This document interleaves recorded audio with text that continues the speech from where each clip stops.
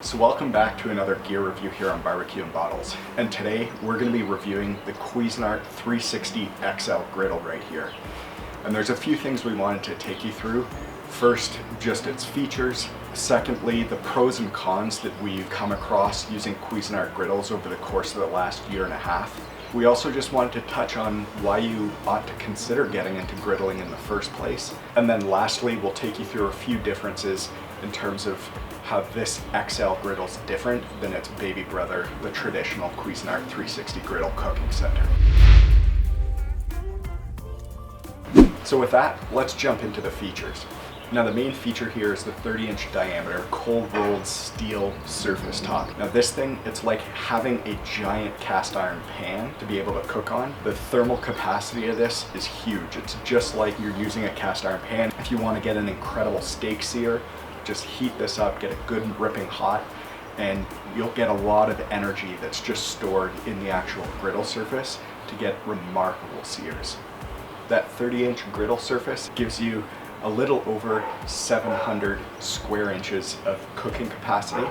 That just gives you a ton of capacity. When we did smash burgers, we had over 20 smash burger patties on this griddle at one point, and we weren't even crowding the grill. We probably could have got it up to 24. And what's even funnier is when we actually got this griddle, we assembled it in the front of the house, and this thing is such a beast. We couldn't actually get it into the backyard and fit it between our house and our neighbor's house.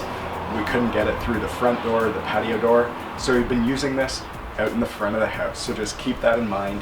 This guy is an absolute hero. And if you're going to be hosting or having parties or having people over for games, this thing, you're not going to have to worry about running out of space for grilling for a ton of people.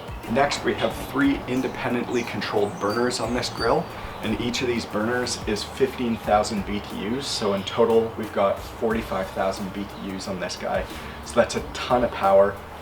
And if you want to put one burner on high, have the other burners on low, you can really do some multi-zone cooking, especially given the size of the top of this griddle here. Next, and a real differentiator for this griddle, is just the fact that it's got a top. It actually allows you to steam, it allows you to smoke, it allows you to bake, and we don't see that many griddles on the market that have a lid and allow that kind of flexibility and versatility. Next, this comes with 2 side tables, and these fold down and away. These are helpful in a couple of different ways. One, as you're just prepping for your cooks, you've got a little bit of extra space.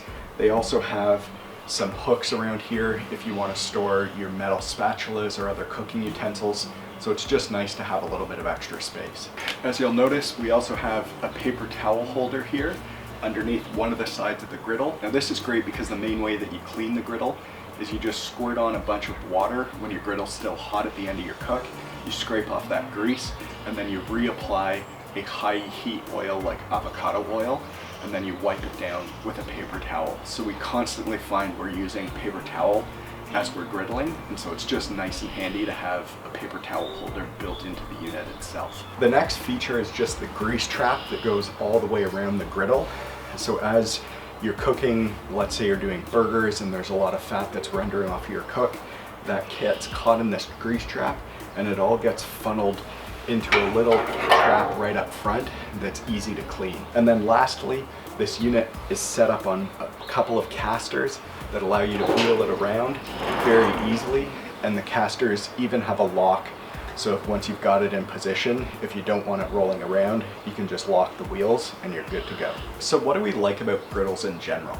Well, the first and biggest difference with griddles is the fact that you don't actually have grill grates here. And there's 2 main benefits to that.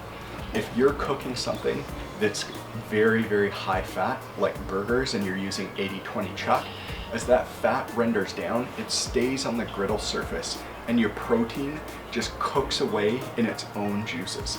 So you really unlock a very rich flavor just from having your cooks cook away in their own juices, which is phenomenal.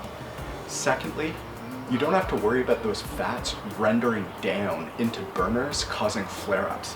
You'll never get a flare-up with a unit like this. And so that's really, as we think about the main differences between griddles and grills, that's a really big part of it.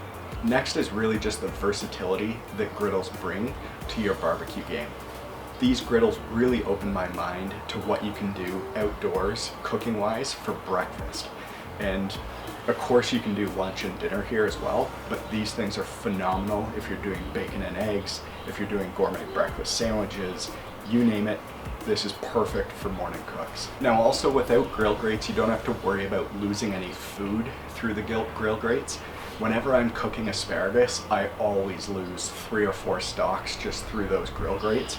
And so if you want to sear or steam asparagus out here on a griddle, you don't have that issue at all. And then lastly, there's just something fun about having the metal spatulas, pretending you're a teppanyaki chef at Benihana's, and just sauteing your vegetable or your proteins and flipping it around. And you know, we just enjoy that piece of it as well. So what do we like about this griddle? Well, first off is the price point here. This grill on Walmart right now is $396, so just under 400 bucks. And that's a really good value proposition for a 700 square inch griddle. If you look at some of the competitors, you know, they can go upwards of $4,000 for an equivalently sized griddle. And so if you're looking at the Cuisinart brand, you know you're on the lower end of that price spectrum, but you're still getting something with really good build quality and something that's going to last you for years in your backyard. Now, we mentioned this grill surface is made out of cold rolled steel, and that really acts just like a cast iron pan. If you're trying to sear anything, you're going to get an absolutely incredible sear on this. The thermal capacity of this grill top is just incredible. And we love cooking on cast iron, and that's been one of the benefits here, is it's like having a 30-inch cast iron pan at your disposal. Now this griddle, it was really easy to assemble. When it came in, we had no problem putting it together ourselves, and it only took about 90 minutes from start to finish. So you don't have to worry about bringing a friend over or getting your wife or your son or your daughter involved to help you out here. You can do this all yourself, 90 minutes, you're done. Then you season up the grill. That took us maybe a half an hour, and then you're ready for your first cook. Now, what don't we like about this griddle? I'd say first, it doesn't actually come with the stainless steel spatulas, which are pretty much a necessity. Now, fortunately, that's only $22 to buy on Amazon or at Walmart. So it's a pretty quick fix and a pretty low cost fix, but it's an essential cooking tool to using these griddles. So we just weren't sure why Cuisinart didn't incorporate that into the base package itself. The next thing is, while we like the side tables, and we're really glad that Cuisinart put in a second side table as part of the XL Griddle, they are kind of undersized, and the circular shape can sometimes make it hard to put a cutting board on these, especially if your cutting board has legs on it. So for us, we've just got another cooking table that we put beside the griddle, and we use that to do a lot of our preparation work and store a lot of the ingredients as we're getting ready to grill. And frankly, part of it is just because the griddle surface is so huge, just the volume of proteins and food that you can cook, there's just no way that it can be stored on 2 small side tables like this, so you'll probably want something bigger as an add-on. And then lastly, and this is a common issue that we have with all griddles, is as you're grilling, there tends to be a lot of grease splashback. And that just means that we end up wearing an apron so we don't ruin our clothes. That's an easy fix, but just be aware that as your proteins render down, all of the juices are remaining on the griddle top. And so much like bacon can splatter when you're using it in a cast iron pan on the stove, the same thing can happen here. And that happens with a lot of the cooks that we do. So just be careful, use an apron, and you'll be totally fine. So if you're debating between getting the XL Griddle and Cuisinart's regular 360 griddle, the baby brother to this one, there are a few things that we thought you ought to keep in mind as you debate one over the other. Firstly is just the overall size. So the 22-inch smaller brother of this only has 350 square inches of grilling capacity. This has 700 square inches of grilling capacity. So that's a lot of extra bang for your buck. Now, this does cost about twice as much. As I mentioned, just under $400. The regular griddle is just under $200, but you are doubling the amount of capacity and grilling area.